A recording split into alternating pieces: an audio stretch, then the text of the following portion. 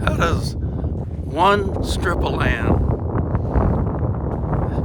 harbor so many memories for me? I'm camping over here. I'm on Cumberland Island National Seashore off the coast of Georgia. I declared this a beach day in the 60s, maybe 70s. Really nice, of course, a nice breeze you can hear. Been out here probably 20, 30 times.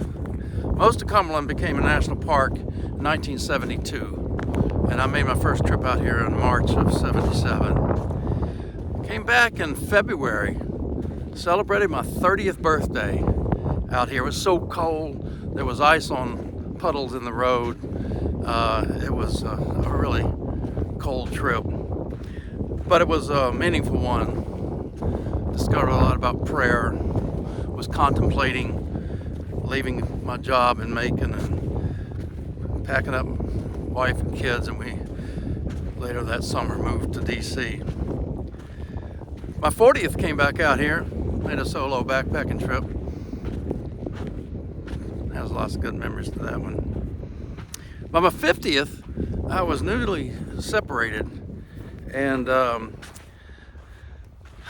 was considering coming out here for my 50th birthday. Actually, I was going to do it in October. I had something going on down here in Georgia, so I thought, well, heck, I'll just go to Cumberland ahead of time. And thought about inviting a female companion to join me, a woman who expressed some interest in me. And I actually booked reservations for two. And as time got closer for me to make an invite, I said, nah, I'd rather do this alone. Kind of a great metaphor for my life at the time. By my 60th, I'm now happily married again, and we wanted to celebrate my birthday together. And we fortunate had come into some money and invited the whole family. We went to the Grayfield Inn, which is a wonderful place, hugely expensive, worth it if you can afford it.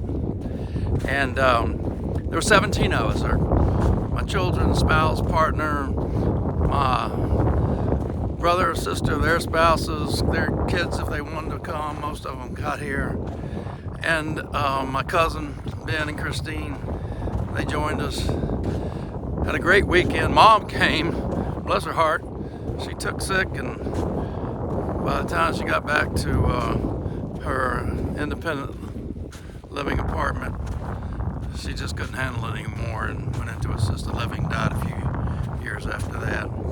My 70th got back out here, this time with just my son and I at Grayfield Inn. We had a great weekend, enjoying the place and the people and the food and just the whole atmosphere of Cumberland Island.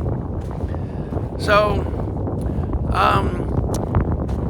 this is what I call one of those thin places, for me at least.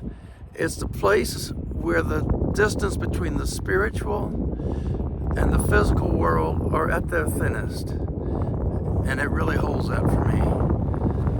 Cumberland Island, my decades, and many times in between, I've probably been out here 20 or 30 times. One more time today. Cumberland Island, that thin place.